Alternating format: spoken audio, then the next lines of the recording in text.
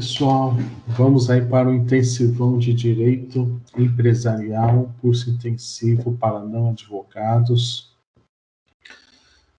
para você ter noções, conceitos básicos aí sobre o direito, os principais ramos, os mais pedidos, principalmente para quem vai administrar uma empresa, abrir um negócio, quem vai prestar um concurso público, quem quer aprender mais. Enfim, é importante essa matéria. Hoje vamos tratar aí sobre direito constitucional. A Constituição Federal, pessoal, é a norma máxima do nosso ordenamento jurídico. Ela constitui o ordenamento, ela institui o Estado,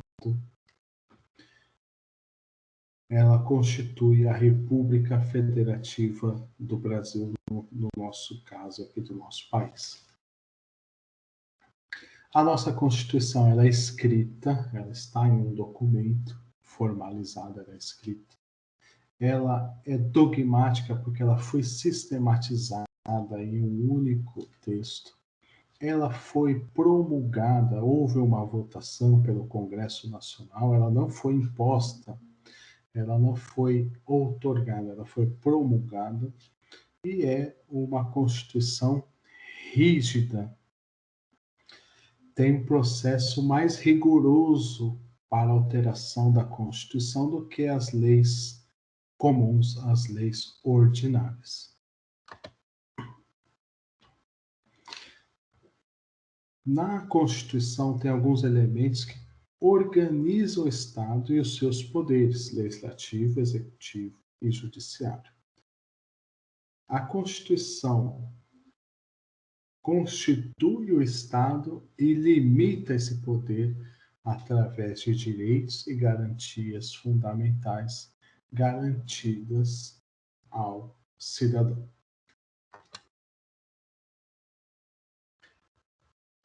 Como podemos classificar? A classificação, como você que já acompanha nossas aulas já sabe, a classificação pode ser útil ou não útil. Não existe uma classificação certa ou errada. As normas que estão na Constituição podem ser classificadas como normas constitucionais de eficácia plena. São aquelas que têm a sua aplicação imediata, direta e integral, independentemente de uma outra lei posterior.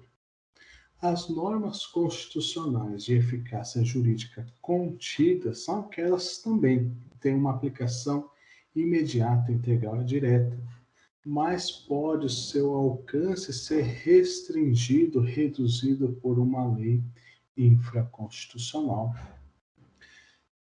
Geralmente o próprio texto coloca lá nos termos da lei. E as normas constitucionais de eficácia limitada, que são aquelas que dependem da sua efetividade de uma futura legislação. São normas aí de conteúdos programático que pode instituir um programa, dar uma diretriz, mas a eficácia dela ela é limitada. Poder constituinte. O poder constituinte originário estabelece a constituição de um novo Estado organizando os poderes destinado a reger o interesse da sociedade. Não deriva de nenhum outro, não sofre qualquer limite e não se subordina a nenhuma condição. Ele é o primeiro, ele é o que constitui, ele é o que inaugura. Vamos fazer um texto aqui da Constituição, podemos colocar o que a gente quiser. É o primeiro documento. O poder constituinte derivado, também chamado instituído ou de segundo grau ou secundário, pois é decorrente, pois deriva desse poder originário. Encontra-se na própria Constituição, encontrando limitações por ela impostas, explícitas ou implícitas. Tem a Constituição Federal, no nosso caso aqui, 1988. Queremos fazer uma emenda constitucional, então quem pode alterar a Constituição? Esse poder constituinte derivado. E aí ele altera, faz uma emenda constitucional alterando esse dispositivo, mas ele precisa observar as normas estabelecidas pela própria Constituição. Então ele não é ilimitado, ele é limitado, ele é secundário, ele tem limitações. Esse poder constituinte que a gente comentou aqui nesse slide, derivado, ele se divide nesse poder de revisão ou reforma, que é o que a gente falou, emendas à Constituição, que é exercido aí no Congresso Nacional, que vai votar uma emenda à Constituição. E também tem um poder derivado decorrente, onde cada Estado membro da República Federativa do Brasil tem o poder de exercer, através das assembleias legislativas de cada Estado, a aprovação da Constituição do seu respectivo Estado. Então, é um poder constituinte derivado decorrente, decorre desse poder federal, onde cada estado pode elaborar suas próprias constituições. No nosso caso, os municípios, eles não são constituídos através de uma constituição. Existem sim leis orgânicas que ali organizam cada cidade. Hierarquia das normas. Numa estrutura de hierarquia, e essa estrutura de pirâmide, as normas inferiores precisam buscar fundamentos de validade numa norma hierarquicamente superior, onde todas precisam estar em conformidade com a Constituição Federal.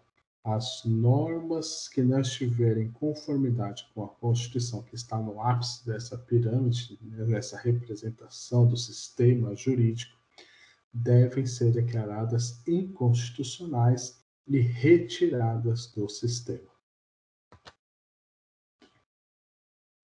Artigo 1º da Constituição estabelece o seguinte: a República Federativa do Brasil, formada pela união indissolúvel dos estados e municípios e do Distrito Federal, constitui-se em Estado democrático de direito e tem como fundamentos. Então, veja, nós temos aí uma autonomia dos estados, através, cada um pode estabelecer a sua Constituição estadual. O Distrito Federal, ele é um mix, ele tem competências do Estado e tem competências municipais, mas ele é organizado por uma lei orgânica. O Estado possui governador, o Distrito Federal um governador distrital e cada município um prefeito. Na parte administrativa, todos possuem um orçamento próprio. Tá? E na parte legislativa, o Estado possui aí uma Assembleia Legislativa, o município, a Câmara de Vereadores, a Câmara Municipal. República. República significa res, coisa pública, coisa do povo. A República é uma forma aí de governo onde é do povo e para o povo. possui as características básicas, a representatividade. O povo escolhe os seus representantes. No nosso caso, a cada 2 anos, todos nós somos convidados a ir às urnas para eleger os nossos representantes legais. Eleito. A escolha é feita através dos votos nas eleições. A cada período. No nosso caso, temos eleições a cada 2 anos, mas, em regra, os mandatos são de 4 anos. Os eleitos, os prefeitos, governadores, presidente da República, têm responsabilidade. Eles podem ser responsabilizados pelos seus atos. E a soberania, a questão de que o poder emana do povo que o exerce diretamente ou através dos seus representantes. São fundamentos da República: a soberania, a cidadania, dignidade da pessoa humana, valores sociais do trabalho e da livre iniciativa, o pluralismo político. Esses são os fundamentos da nossa República. Fundamentos, e do outro artigo tem lá os objetivos. São objetivos do Brasil: construir uma sociedade livre, justa e solidária, garantir o desenvolvimento nacional, erradicar a pobreza, de reduzir as desigualdades, promover o bem de todos sem qualquer preconceito ou discriminação. Fenômeno da recepção. Veja, a nossa Constituição é de 1988. Existem leis anteriores à nossa Constituição, bem como leis que vieram após. Lembrando que a Constituição, ela institui o Estado, ela inaugura, ela institui os poderes e organiza legislativo, executivo e judiciário. Com a Constituição Federal, ela passa a ser a base dessa pirâmide, onde todas as normas precisam estar em conformidade com esse novo sistema. As leis anteriores, então, passam por um filtro de constitucionalidade. As normas que não estiverem de acordo com essa nova ordem constitucional, essa nova ordem jurídica, elas não são recepcionadas. Elas não estão em conformidade com esses dispositivos constitucionais, então elas passam a ser consideradas revogadas, por não compatível com a nova ordem jurídica. As normas posteriores precisam ser criadas, desenvolvidas, já observando essa nova ordem constitucional.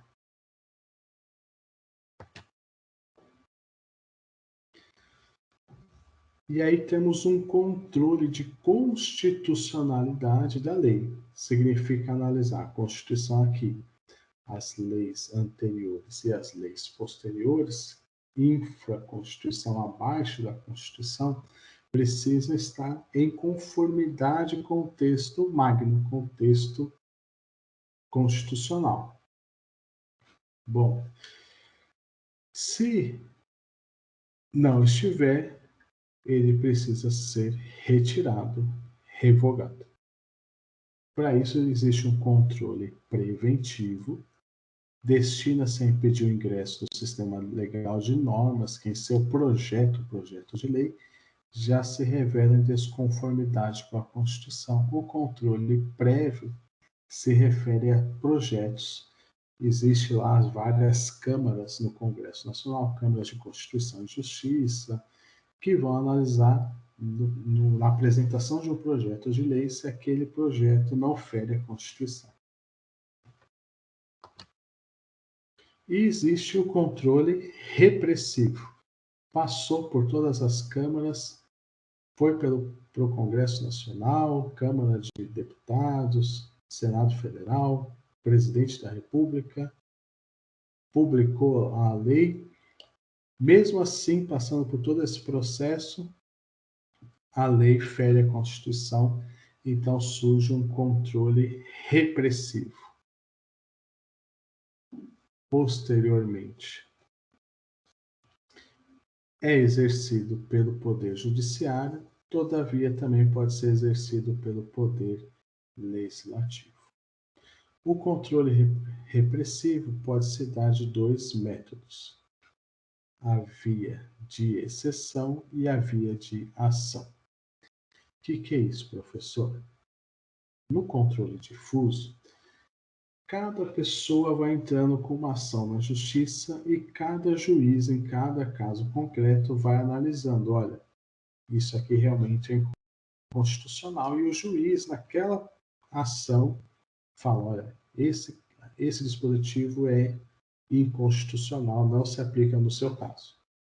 Então, eu tenho um controle difuso, vários juízes, vários tribunais, várias decisões. Existe também um controle de ação, um controle concentrado, onde existe uma ação junto, principalmente, ao STF, ao Supremo Tribunal Federal, onde ele dá uma decisão para todos, que uma decisão vincula, que tem efeito contra todos, declarando alguma lei inconstitucional. É um caso de controle concentrado de constitucionalidade. Elementos que instituem o Estado: povo, território e soberania.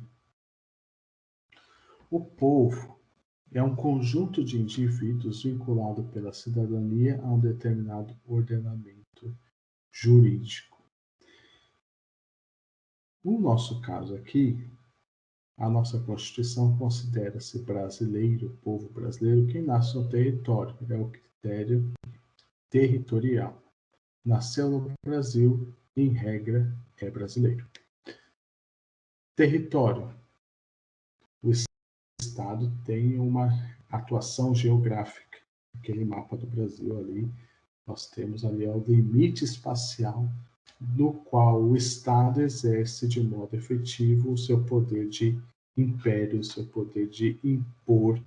O poder é colocar sua vontade sobre o outro, sobre outras pessoas. Território e soberania, ele é o poder máximo dentro desse território. O povo, dentro de um território, possui um poder máximo instituído.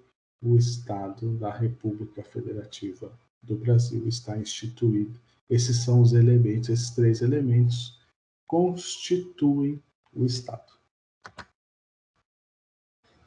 O sistema brasileiro, ele adota aí como forma de Estado, ele é um Estado federativo, composto por vários Estados membros, diferente de um Estado unitário, um Estado único.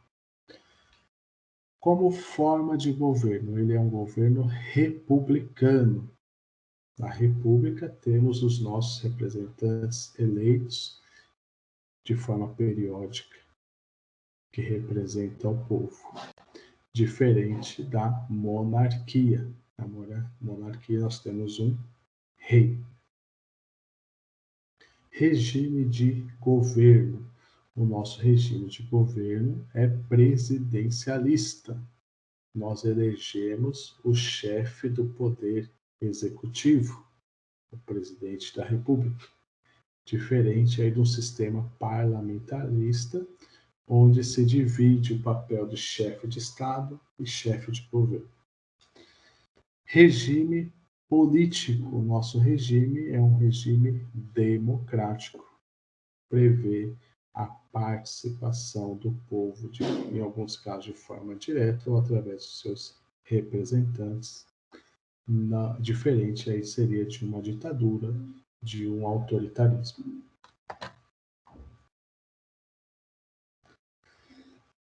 Criamos o Estado. União, Estado, Distrito Federal e municípios.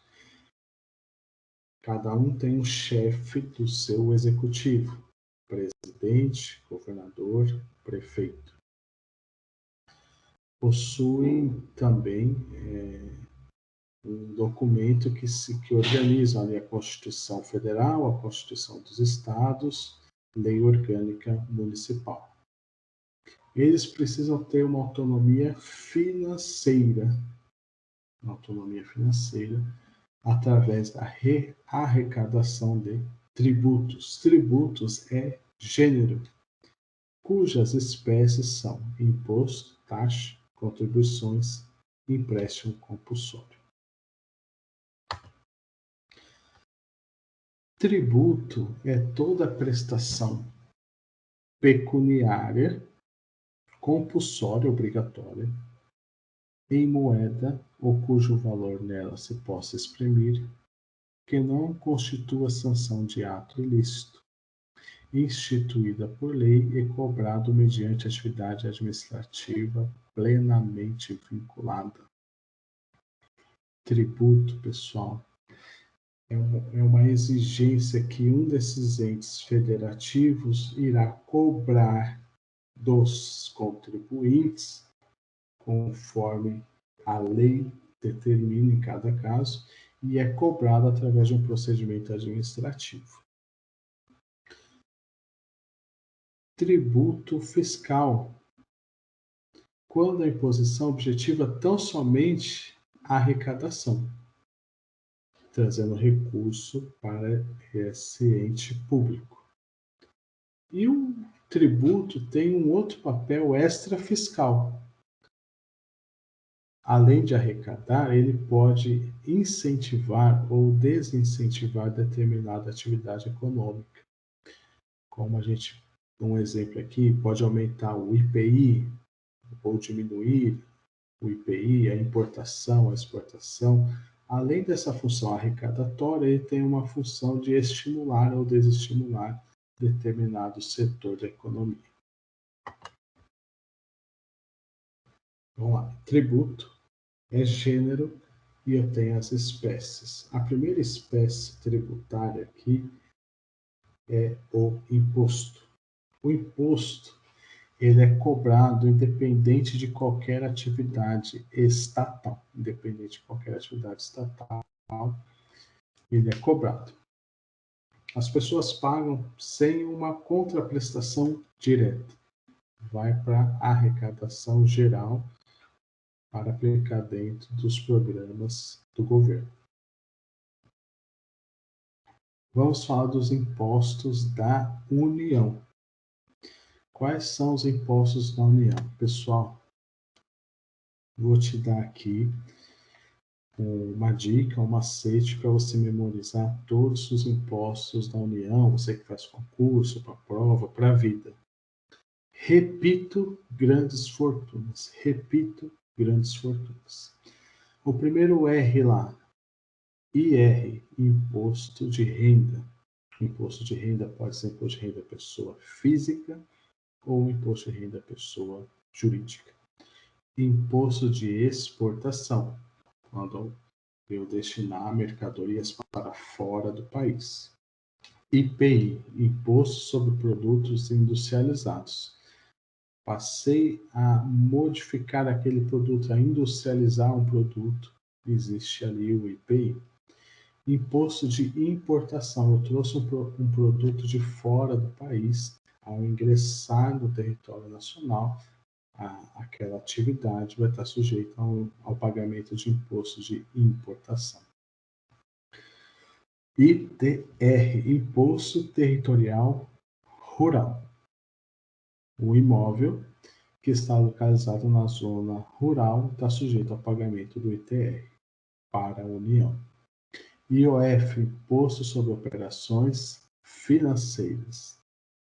Existe a previsão legal de que a União pode instituir imposto sobre grandes fortunas, apesar da previsão constitucional, até hoje ele não foi instituído. Fechamos aqui só os impostos da União. Vamos para os impostos dos estados. IPVA, Imposto sobre Produtos de Veículo Automotor. Esse é conhecido, todo mundo que tem um carro recebe lá uma cartinha, hoje é eletrônico, né? O pagamento ali do IPVA de cada estado. Outro conhecido aqui é o ICMS, Imposto sobre Circulação de Mercadorias e Serviços, serviço de transporte intermunicipal ou interestadual e serviço de comunicação, esses dois serviços. Na comercialização de mercadorias, tem lá o imposto ICMS. Esse aqui já não é muito conhecido, o ITCMD, é Imposto de Transmissão Causa Mortes e Doações. Faleceu, vai transferir um imóvel para outra pessoa, para os herdeiros, em razão do falecimento de alguém, paga o ITCMD. Impostos dos municípios, o ISS, ou alguns chamam ISSQN, Imposto sobre Serviços de Qualquer Natureza. Prestou serviços, com exceção àqueles que a gente falou lá do ICMS, está sujeito ao pagamento do ISS ali, conforme a legislação de cada cidade.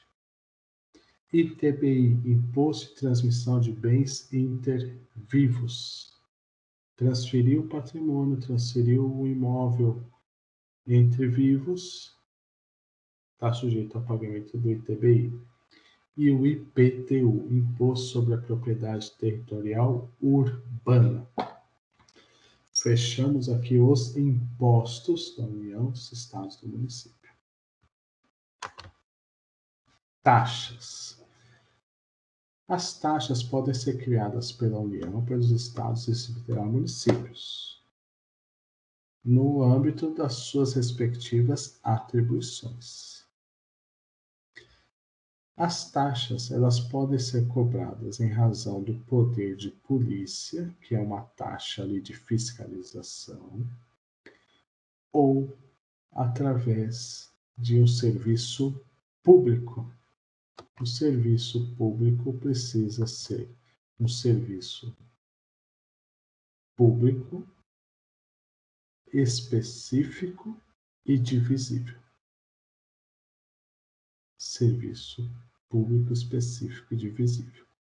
A taxa judiciária é um serviço público? O serviço judiciário? Sim. É específico? É específico. É divisível? É. Cada pessoa que utilizar paga. Quem não utiliza não paga.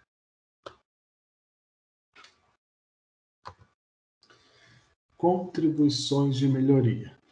As contribuições também podem ser exigidas pela União, Estados, Distrito Federal e Município, tendo como requisito uma obra pública e a valorização imobiliária. O ente que praticou aquela obra pública pode cobrar contribuições de melhorias até o valor efetivo gasto naquela obra e o limite de benefício de acréscimo daquele contribuinte, daquele imóvel, quanto valorizou efetivamente aquele imóvel. Tem duas limitações. Contribuições parafiscais ou contribuições sociais. Bom, vamos lá. As contribuições sociais, eu tenho as contribuições sociais, efetivamente, aquelas, por exemplo, que vão para a Previdência Social. Aí eu tenho PIS, COFINS, contribuições previdenciárias. das empresas e dos trabalhadores. Contribuições corporativas são aquelas destinadas a um ente previsto em lei, como o sindicato.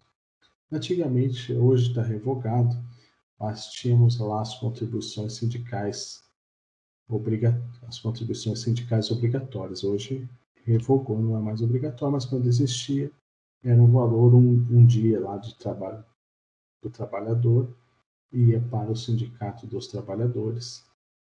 É um exemplo de contribuição para fiscal corporativo. O valor que é destinado dos advogados para o AB é uma contribuição para fiscal corporativa, é para o AB. Do CRC, do Conselho Regional de Odontologia, de Psicologia, são exemplos de contribuições vinculadas a uma determinada categoria. E temos aí as contribuições de intervenção no domínio econômico, a CID, CID Combustível, é um exemplo aí bem conhecido.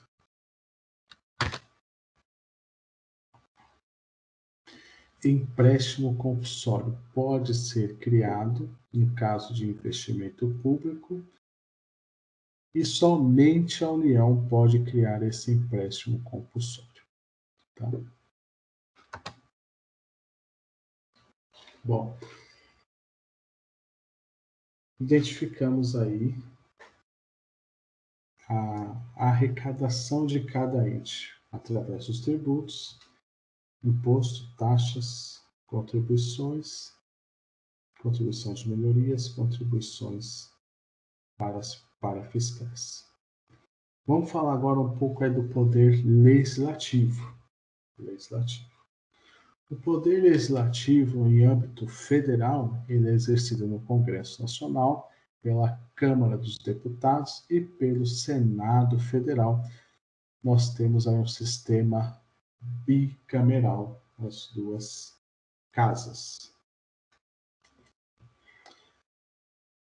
Bacana, pessoal. Na Câmara dos Deputados, que representam o povo, eles são eleitos aí pelo sistema proporcional em cada estado, dando um total de 513 deputados federais. No Senado Federal, nós temos 81 senadores, esse é o número aqui de 3 para cada estado. E o mandato deles são de 8 anos. 8 anos. Tá? É uma exceção aqui que os outros eleitos são de 4. O Senado não. O Senado, o mandato é de 8 anos. E a cada eleição é feita uma renovação de 1/3 ou 2/3 a cada 4 anos.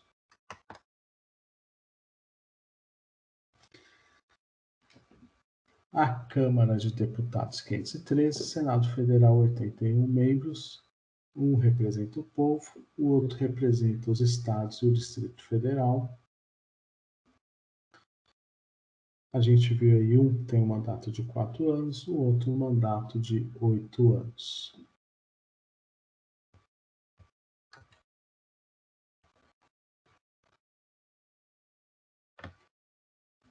Como funciona aí o Congresso Nacional?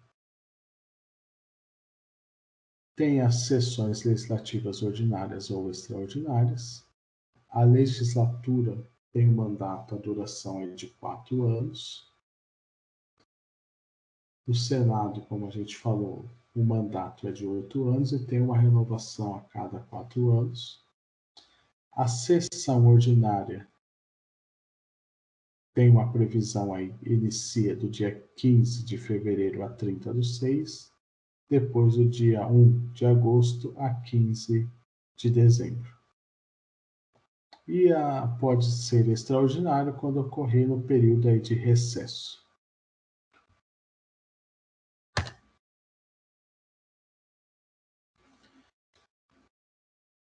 Um ponto importante do funcionamento do Congresso Nacional são as CPIs, Comissão Parlamentar de Inquérito. Tem os poderes de investigação próprio das autoridades judiciais e são instauradas mediante requerimento de 1/3 da Câmara ou do Senado, em conjunto ou separadamente, para atuação de fato determinado e prazo certo, devendo suas informações, se for o caso, encaminhada para o Ministério Público para que promova a respectiva ação penal ou civil contra o infrator. Qual que é o prazo máximo até o término do mandato? Tem que ser um fato determinado. A gente viu aí CPIs do bingo, do mensalão, do correio, da Covid, da pandemia. São CPIs aí que ficaram famosas. A CPI é um processo de investigação. A CPI, em regra, a CPI em si, essa comissão, ela tem como objetivo investigar. Ela não prende, não processa, não julga. E é dispensável porque essa investigação pode ser feita pela Polícia Federal, por outros, pelo Ministério Público, enfim, por outros mecanismos.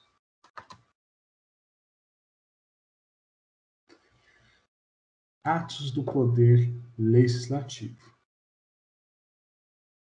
Iniciativa do projeto de lei. Discutem os projetos, deliberam, votam, apresentam emendas nesses projetos, fazem a votação e mandam aí para sanção ou veto do presidente.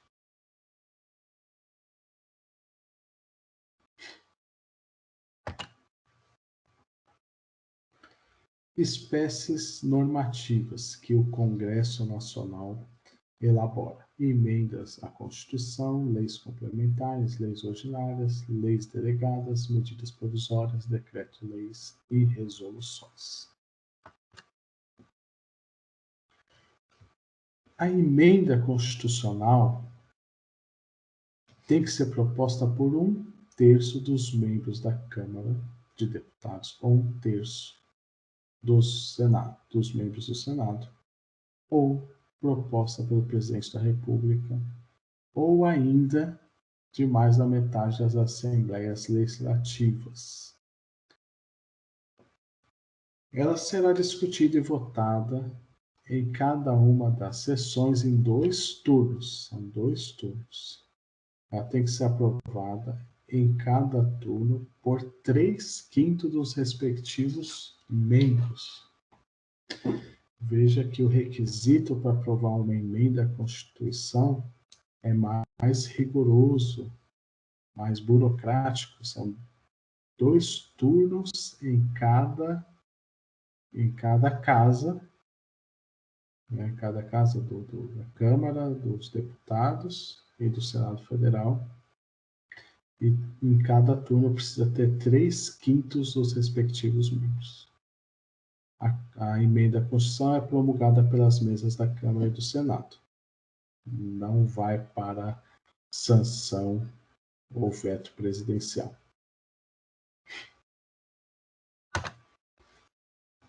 Leis complementares e leis ordinárias. A iniciativa cabe a qualquer membro ou comissão da Câmara dos Deputados, ou do Senado, ou do Congresso, Presidente da República, STF, Tribunais Superiores, ou do Procurador-Geral da República e aos cidadãos. Esse projeto de lei de iniciativa popular precisa ter aí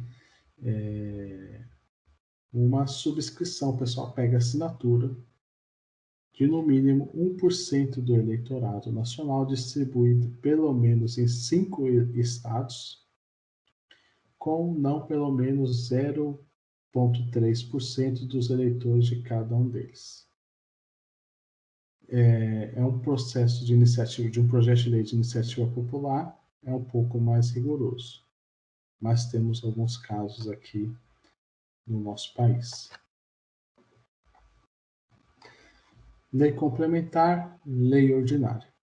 tem uma hierarquia, tem uma discussão, tem uma hierarquia, temos a Constituição, tem uma hierarquia entre a lei complementar e a lei ordinária? Antigamente, o entendimento é que sim, que a lei complementar estaria acima da lei ordinária.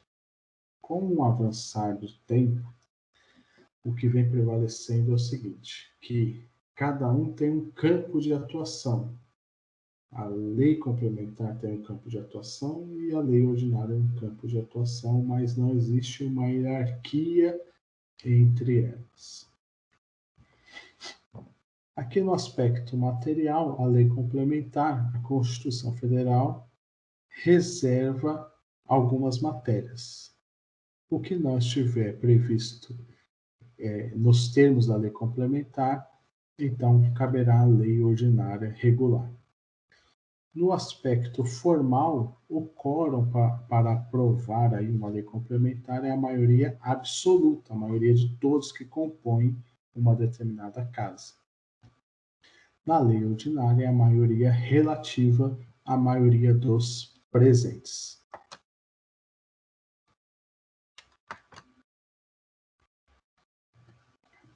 Lei delegada.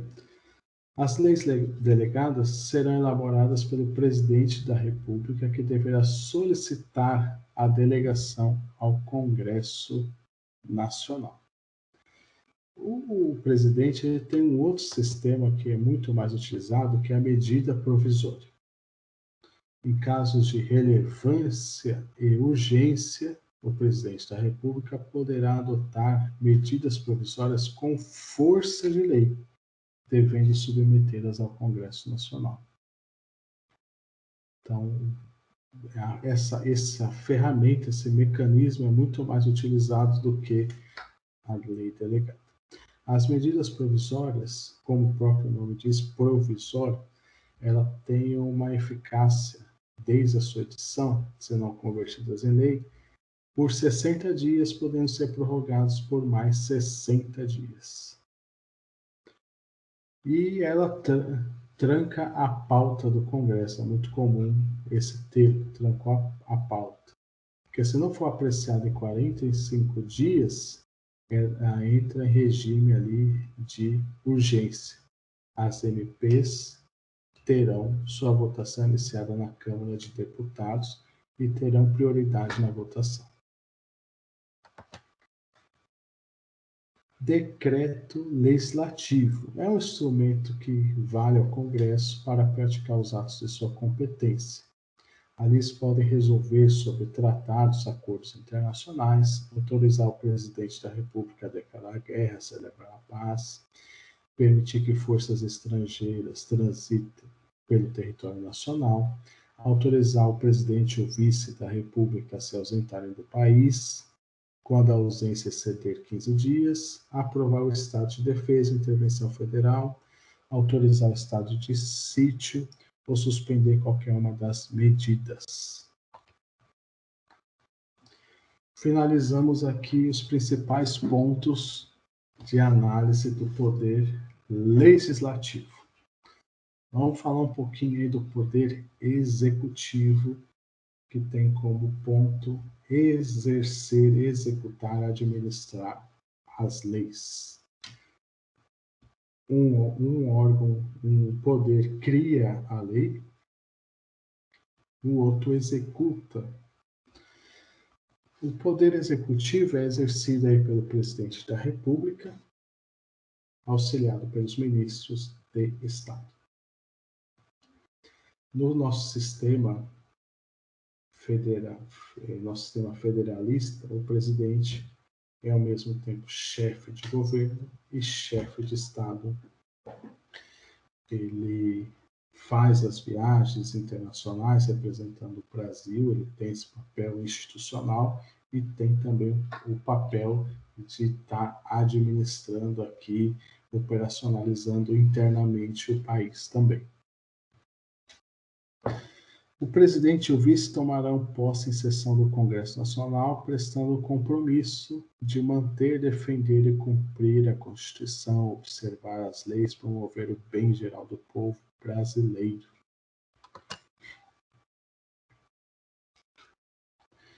No caso de impedimento do presidente, do vice ou vacância dos respectivos cargos, serão chamados ao exercício da presidência o presidente da Câmara dos Deputados, porque ele representa o povo, depois do Senado Federal e, por fim, se não tiver nenhum dos dois, do STF.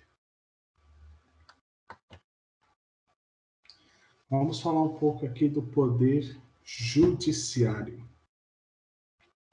O Poder Judiciário são órgãos do Poder Judiciário. O STF, que é o Supremo Tribunal Federal, que é o órgão responsável pela guarda da Constituição Federal. Lembrando que a Constituição Federal está lá no ápice da nossa pirâmide, do nosso sistema jurídico. E os ministros ali têm como missão preservar a ordem constitucional. O Conselho Nacional de Justiça, o STJ, que é o Superior Tribunal de Justiça, tem como objetivo guardar a aplicação de leis federais.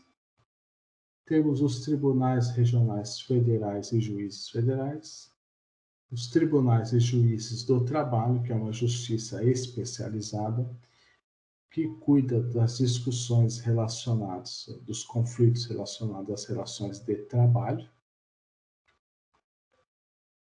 Os tribunais e juízes eleitorais, principalmente no período de eleições.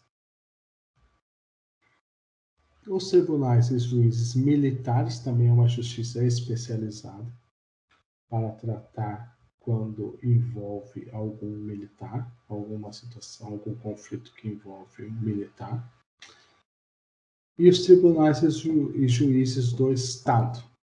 Cada Estado possui ali um tribunal de justiça. Tem um quadrinho bacana aqui. Lá em cima, o STF, Supremo Tribunal Federal, guarda da Constituição. No Superior Tribunal de Justiça, nós temos ali embaixo o Tribunal de Justiça de cada estado. Então, no estado de São Paulo, temos o TJSP, Tribunal de Justiça do Estado de São Paulo. Cada estado tem o seu Tribunal de Justiça. Abaixo, lá no primeiro grau, nós temos o juiz de direito, o magistrado, o juiz que vai analisar, que vai dar início numa análise de um caso ali, de uma ação judicial. Essa é a justiça estadual, civil.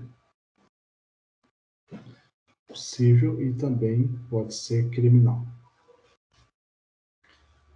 Quando tiver algum interesse da União, nós temos que entrar com uma ação na Justiça Federal. Ações, por exemplo, contra o INSS, que é um órgão federal, ou contra a Caixa Econômica Federal, essa ação é direcionada não na Justiça Estadual, mas na Justiça Federal. Inicia com o juiz federal, pode entrar com recurso para o Tribunal Regional Federal. Bom, e eu tenho 3 justiças especializadas. A Justiça do Trabalho tem um conflito de direito do trabalho, entra com ação na Justiça do Trabalho, o juiz lá de primeiro grau dá uma sentença. Dessa sentença cabe recurso ordinário em 8 dias para o Tribunal Regional do Trabalho. E aí o Tribunal Regional do Trabalho é dividido por regiões, porque ele é federal. No caso do estado de São Paulo, nós temos o da 2ª região e da 15ª região. E acima do TRT, nós temos o Tribunal Superior do Trabalho, TST, que fica em Brasília, que cabe o recurso de revista em 8 dias úteis. Justiça Eleitoral, Juiz Eleitoral, Tribunal Regional Eleitoral, Tribunal Superior Eleitoral. juiz militar, Tribunal de Justiça Militar, Superior Tribunal Militar. Assim a gente tem esse quadro de análise do poder judiciário. O poder judiciário, ele é inerte. Ele só age mediante provocação. Como se provoca o poder judiciário? Através de uma ação judicial, o direito de petição. E aí, na Justiça do Trabalho, entra com uma reclamação trabalhista numa esfera do direito civil ali, eu entro com uma ação judicial, enfim. Essa é a estrutura do Poder Judiciário, a estrutura básica. Lembrando que aqui é um resumão, um apanhado geral, noções gerais aí de direito empresarial. Na aula de hoje, analisamos aí a Constituição, que distribui as funções do Poder Legislativo, Executivo e Judiciário. Legal, pessoal? Espero que vocês tenham gostado. Encontro vocês na próxima aula.